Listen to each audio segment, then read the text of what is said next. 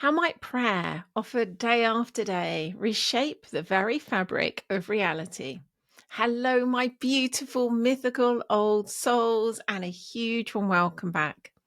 In this episode, I tell the tale of the white snake spirit, a story of prayer, healing, and a love that endures across lifetimes. Each month, I share a mythical tale, as spell, as memory, as invitation to be felt, stirred, and remembered as magical doorways into your own soul. These stories are one of the oldest ways ancestral wisdom has been carried down to us, a living inheritance that continues to speak when we meet them with reverence. I first told this one live with our beloved community in UNIO, our Academy of the Soul, where we continue to journey with it more deeply through a month-long quest. So if after listening you found this story soul stirring and you'd like to join us for the next one I tell, and the guided journey for you to enter the story more deeply, and then the mythical quest that follows, you can find out more at bemythical.com/unio. The tale of the white snake spirit is one of the most beloved and enduring stories in Chinese folklore. Here we meet a humble herbalist facing plague and despair, a wife who reveals her hidden power, and a devotion tested through death, deception, and decades of prayer. Passed from tongue to tongue across generations, this myth carries not only a love story, but the deep ancestral knowing that prayer itself is a living force able to heal, protect, and transform. Through this myth, we are offered a mirror of prayer that carries across lifetimes, of love that cannot be broken, and of stories as vessels of ancestral wisdom that still work their medicine within us today. Are you ready to look into that mirror? Then let's dive in. So, as ever, I would suggest you make yourself comfortable. As I often say, stories in all of our blood and bones is an ancestral birthright that's been handed down to us, how to tell stories, how to listen to stories, how to allow them to enter us. And yet, because this is something that we have lost touch with to some extent over recent generations, it's really helpful to be intentional about the way that we meet a story.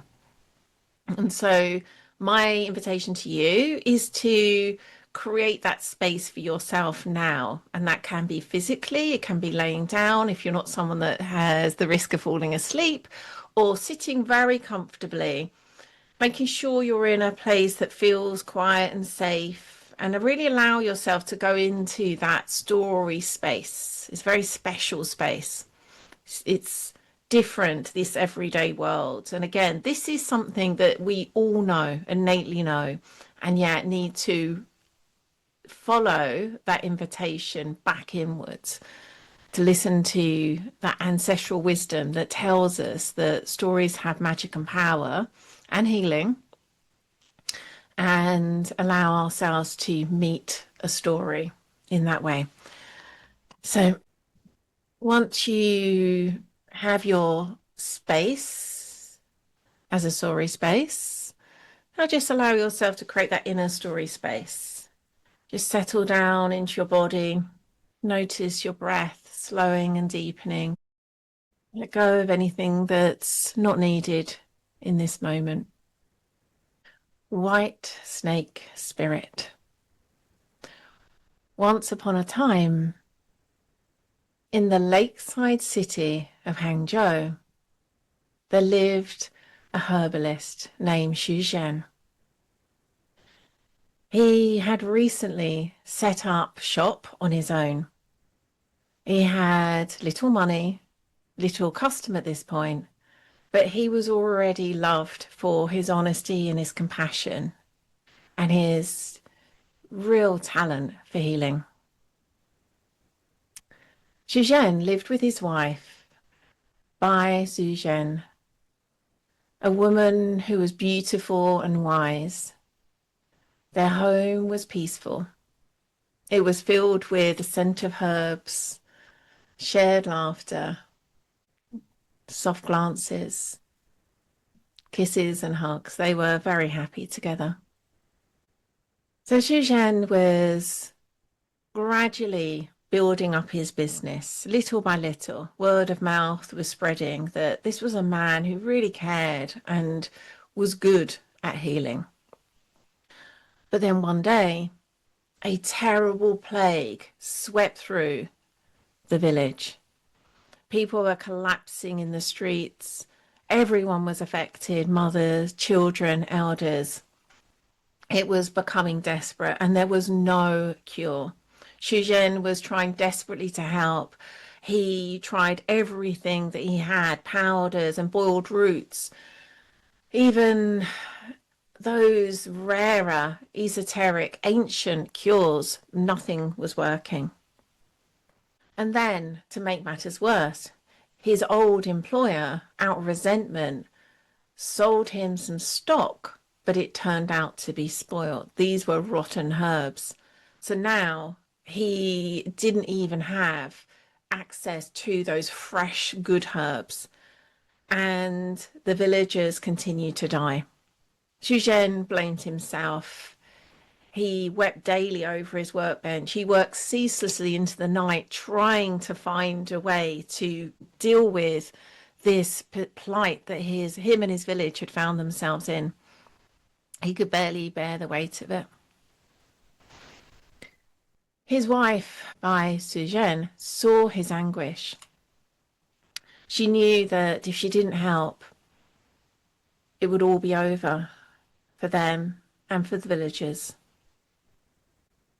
So she tuned deep inside to an ancient memory, something almost forgotten, a secret method that could transform the spoiled herbs into medicine. So that night, under candlelight, Bai Suzhen ground those herbs by hand, and as she did so, she chanted softly,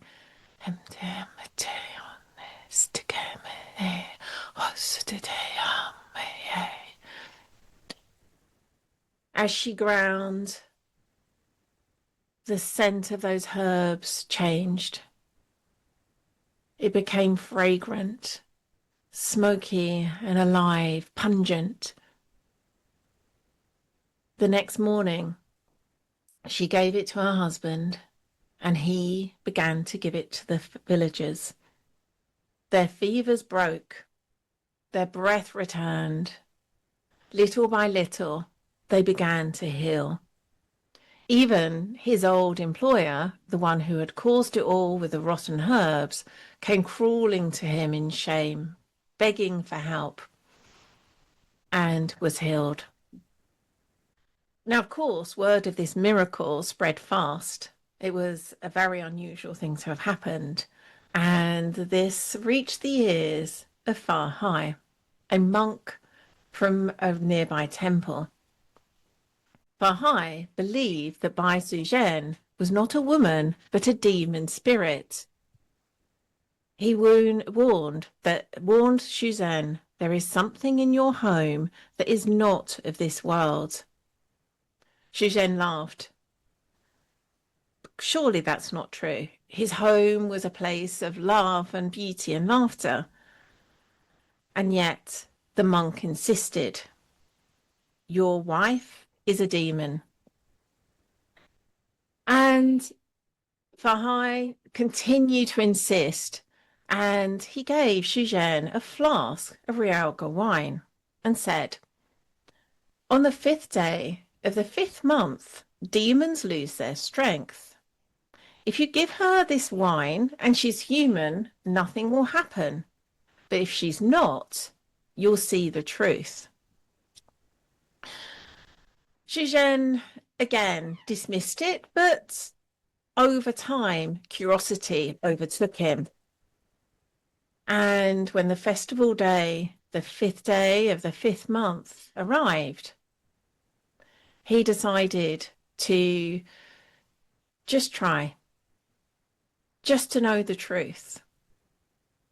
He really did it just to not be living in this doubt about his wife. He didn't really believe that she was anything other than his beautiful wife.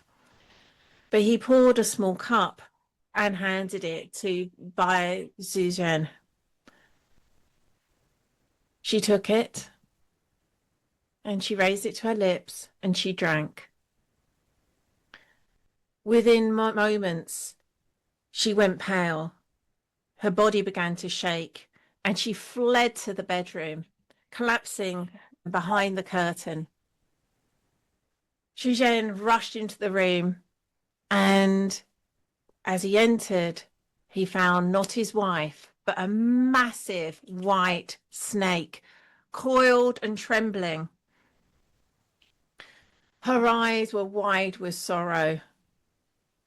He collapsed, dead with shock. Bai Sujen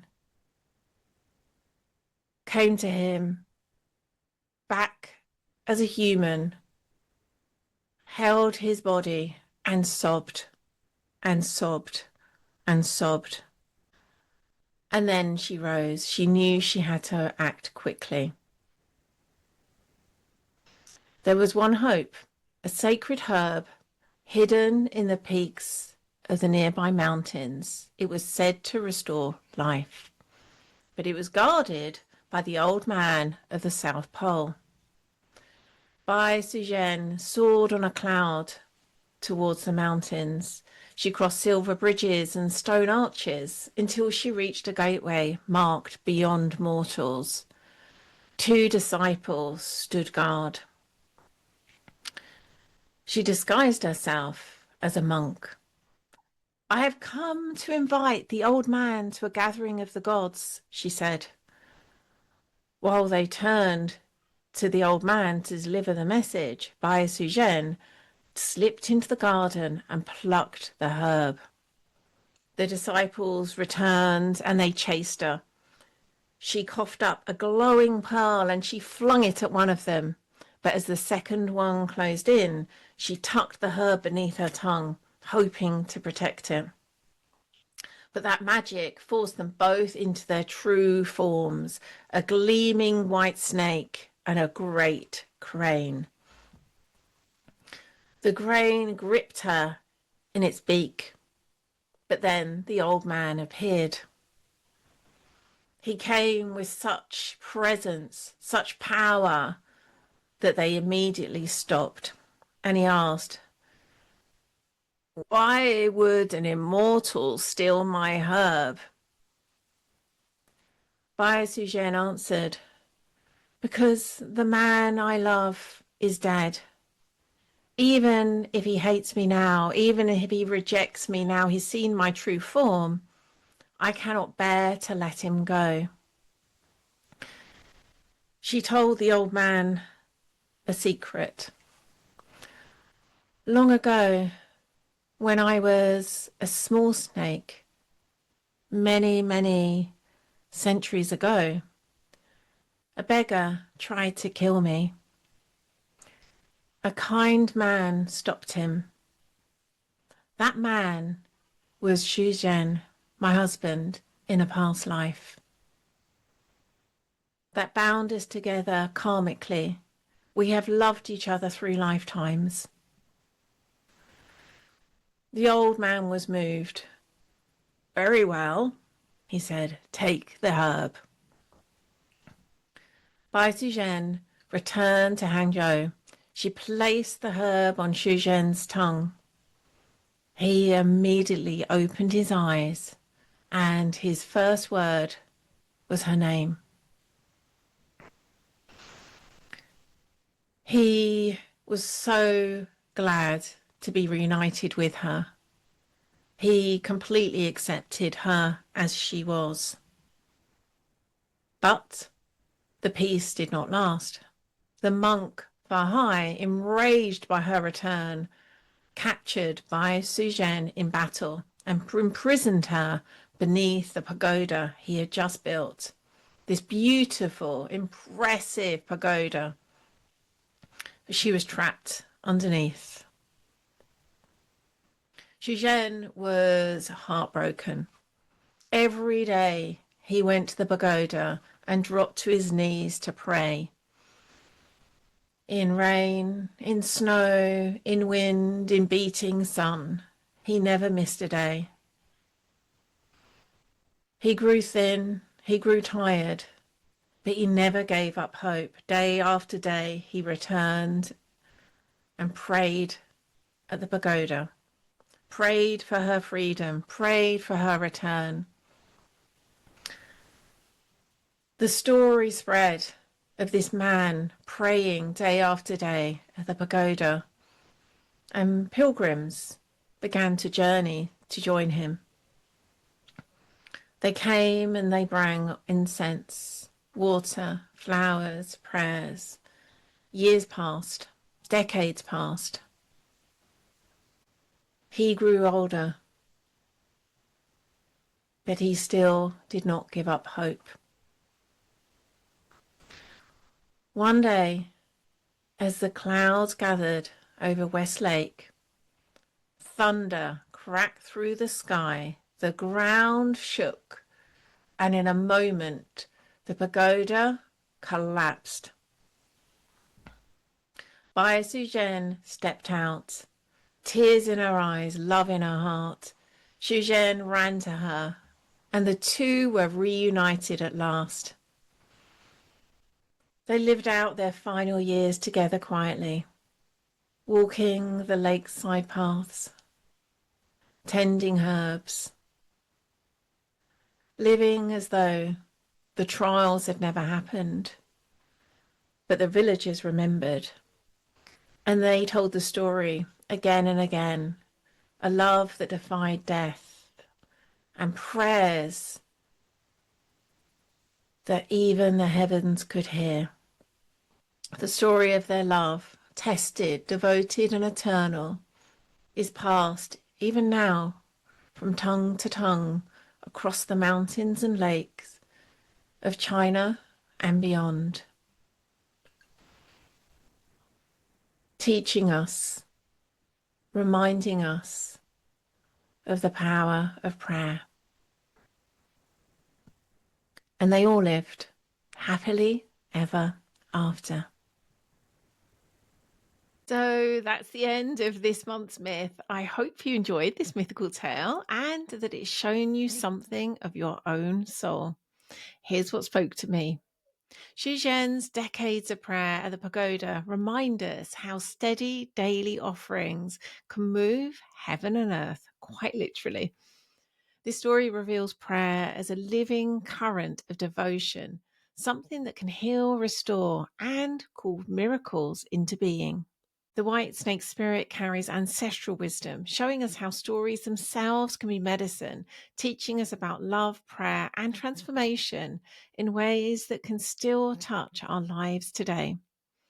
As I said at the beginning, I first shared this tale live with our beloved community in UNIO, our Academy of the Soul, where we continue to journey with it more deeply through a month-long quest. So if you found this story soul-stirring and you'd like to join us for the next one I tell, the guided journey for you to enter it more deeply and the mythical quest that follows, you can find out more at bemythical.com/UNIO. If you'd like to hop on over to the show notes for the links, they're at bemythical.com/podcast/515. And if you don't want to miss out on next week's episode, head on over to your podcasting app or platform of choice, including YouTube, and hit that subscribe or follow button. That way you'll get each episode delivered straight to your device auto-magically as soon as it's released. Thank you so much for listening. You've been wonderful. I'm sending you all my love. I'll catch you again next week. And until then, go be mythical.